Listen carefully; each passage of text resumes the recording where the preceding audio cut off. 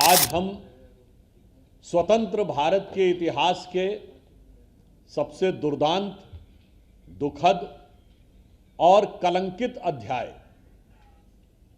जिसमें आज से 50 वर्ष पूर्व संविधान की हत्या कर दी गई थी, उसे स्मरण करने के लिए और उसकी अर्ध शताब्दी पर आपको संबोधित करने के लिए मैं यहां उपस्थित हूं। आप सभी जानते हैं कि भारत अनादिकाल से लोकतांत्रिक परंपरा का संवाहक राष्ट्र रहा है। माननीय प्रधानमंत्री जी ने स्पष्ट कहा है कि we are not the biggest democracy of the world, we are the mother of democracy. क्योंकि यहां वैदिक काल में सभा और समितियों से लेकर वैशाली के गणराज्य तक, कर्नाटक में भगवान वासवन्ना के अनुभव मंडपों से लेकर चोल राज्य में चुनी हुई ग्राम सभाओं तक लोकतंत्र के इतने मजबूत आधार और परंपरा थी, परंतु उसे स्वतंत्र होने के बाद जिस ढंग से कुचला गया, आज की पीढ़ी को उसे स्मरण करने की आवश्यकता है।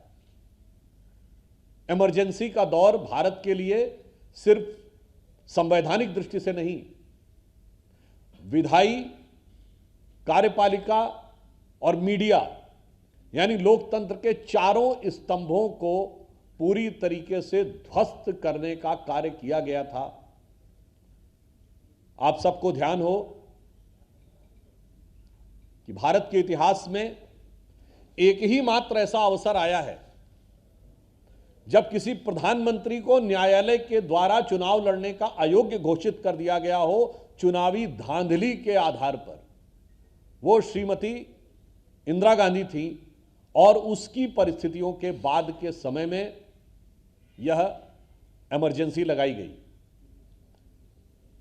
परंतु यह सिर्फ एक पक्ष तक सीमित नहीं थी। 25वां संविधान संशोधन कार्यपालिका के अधिकारों पर नियंत्रण था, तो 39वें संविधान संशोधन में न्यायपालिका को प्रधानमंत्री के किसी भी कार्य की समीक्षा करने के अधिकार से वंचित कर दिया गया।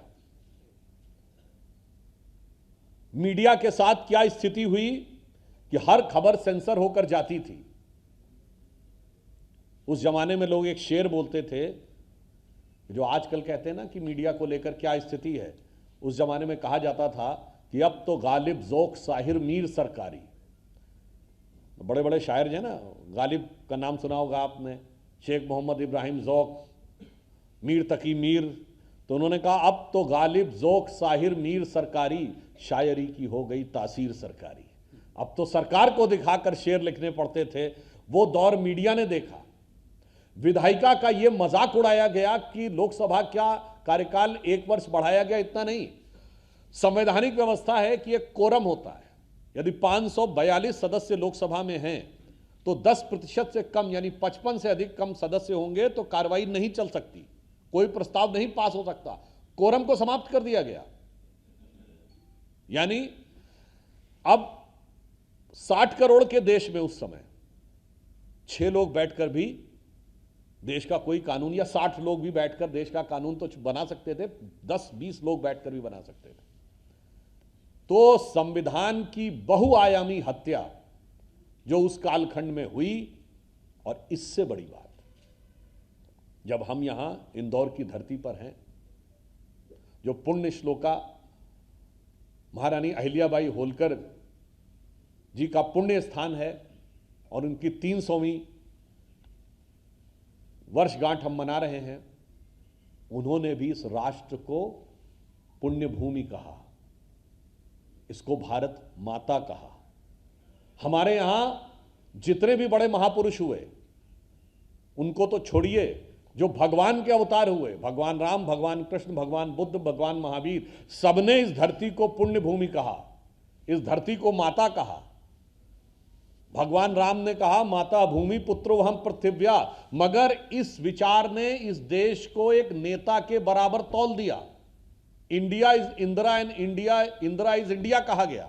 और यह किसी नेता का बयान नहीं था, यह कांग्रेस के तत्कालीन राष्ट्रीय अध्यक्ष देवकांत बरुआ का बयान है और किसी भी पार्टी के राष्ट्रीय अध्यक्ष का बयान पार्टी का आधिकारिक वक्तव्य होता है। और आज तक किसी कांग्रेस के अध्यक्ष ने इसके विरुद्ध कोई प्रस्ताव पारित करके या इसके लिए माफी नहीं मांगी है। तो यह आज भी कांग्रेस का आधिकारिक बयान है।